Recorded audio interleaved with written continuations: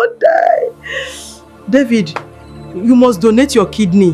David will donate his kidney, then you will live. The hospital corridor smelled of antiseptic and quiet despair when David signed the papers that would change his life forever. He did not hesitate. His younger brother, Michael, was dying from kidney failure. Doctors said he needed a transplant urgently. Without it, he might not survive the year. David was only 27 and had just started building his life. He had dreams of traveling, starting a business, getting married someday. But when the doctor said he was a compatible donor, David made the decision immediately. I'll give him my kidney. Their mother cried with relief. Michael promised him something through tears. I will never forget this. I owe you my life. The surgery was successful. Michael recovered quickly, while David struggled quietly with the long recovery process. He became weaker, tired more easily, and medical bills drained his savings. Still, he believed it was worth it.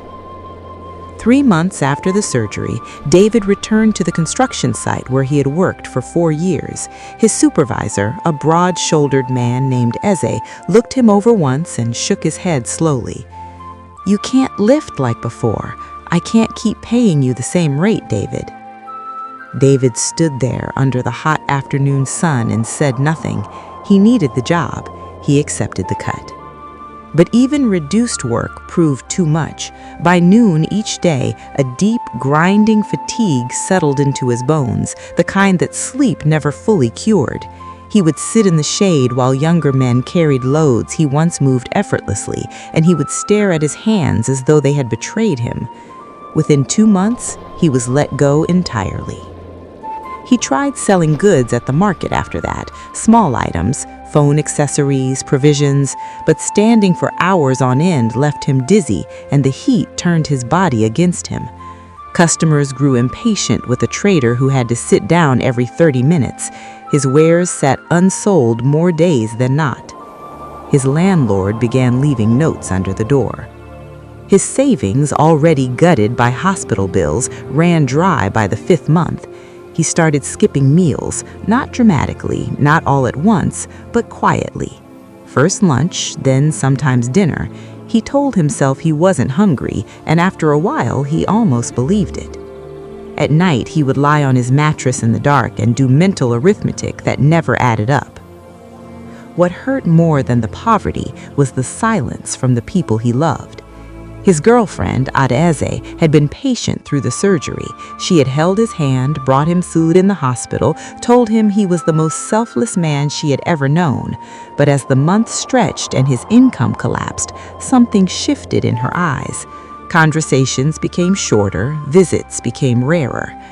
One evening, she sat across from him in his small apartment and said with rehearsed gentleness that she needed to focus on her own future. You're a good person, David, but I can't build with someone who has nothing to build with. She left. He did not call her back. His friends drifted too, not all at once, but in the way that people quietly exit a room when the mood turns heavy. Invitations stopped coming, his calls were answered less. He understood. Nobody wants to sit too close to suffering, afraid it might be contagious. Even his mother, God bless her, had redirected her energy entirely towards Michael's new life in the city, asking David only occasionally how he was doing, satisfied too easily when he said fine. He carried it all without complaint. That was the cruelest part of David's character. He had been built for sacrifice and poorly equipped for self-pity. He simply endured. He found a small security guard position that didn't demand physical strength, worked night shifts, ate 1 proper meal a day, and told himself that someday it would balance out. Someday, things would be fair. Months later, Michael moved to another city for work. Slowly, communication became less frequent. Calls turned into occasional messages. Eventually, silence replaced them. Here is the thing nobody tells you about giving someone your kidney. They take it and they keep living, and you keep living too, and the world expects both of you to simply move on. But some debts are written in flesh. They don't dissolve with time, they wait. The real heartbreak came 2 years later. David fell seriously ill, his remaining kidney developed complications, and he needed expensive treatment. With no savings left, he reached out to Michael. His brother responded with a short message. "Bro, things are tight right now. I can't help." The message felt like a knife. He read it 3 times, then set his phone face down on the bed and stared at the ceiling of the hospital room, the same ceiling pattern, he realized, as the room where he had signed those papers 2 years ago. Same antiseptic smell, same quiet despair. He thought about the version of himself who had stood in this corridor at 27, full of hope and love, signing without hesitation. He didn't regret that man, but he grieved for him. The man who had sacrificed part of his own body to save another life was now facing death alone. But the story didn't end there. A nurse who had cared for David during his earlier surgery recognized him when he returned to the hospital. Her name was Sister Ngozi, and she had the kind of face that remembered people, not just their charts, but their spirits. She had been there when David came out of anesthesia and whispered, before he was even fully conscious, "Is my brother okay?" She had never forgotten that. When she learned what had happened, the silence, the poverty, the unanswered message, she didn't cry. She did something better. She took out her phone on her lunch break and typed out his story, every detail. She posted it without asking David, knowing he would have said no. By morning, it had been shared 40,000 times. The response shocked everyone. Strangers donated money, people visited him, his story spread across the country. A medical foundation covering treatment costs for unsung donors reached out within days. Journalists came. A Lagos businessman who himself had received an organ transplant years earlier wired enough money to cover David's full treatment and 6 months of living expenses. Cards arrived from people he had never met, handwritten, careful, full of a tenderness the world had withheld from him for 2 years.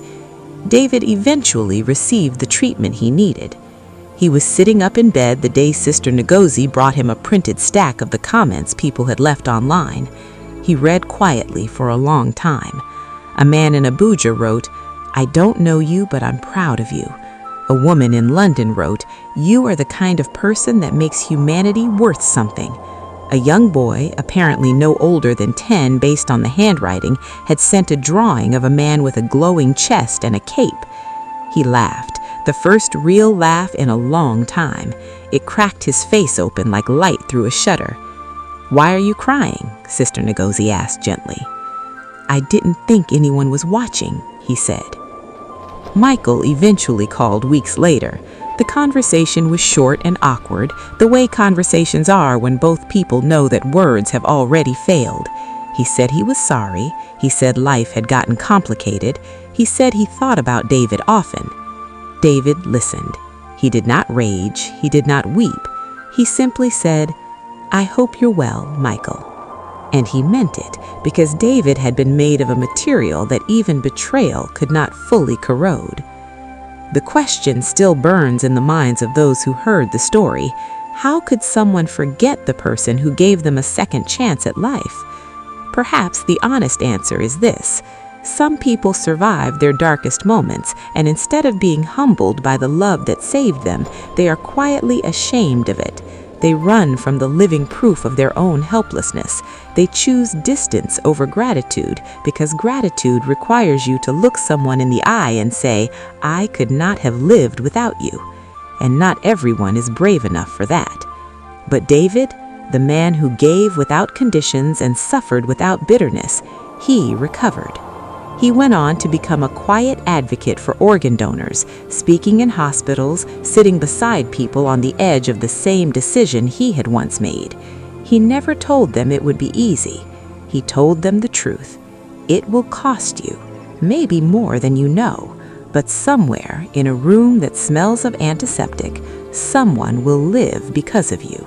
And that is a kind of immortality that nothing, not silence, not ingratitude, not even loneliness, can ever take away.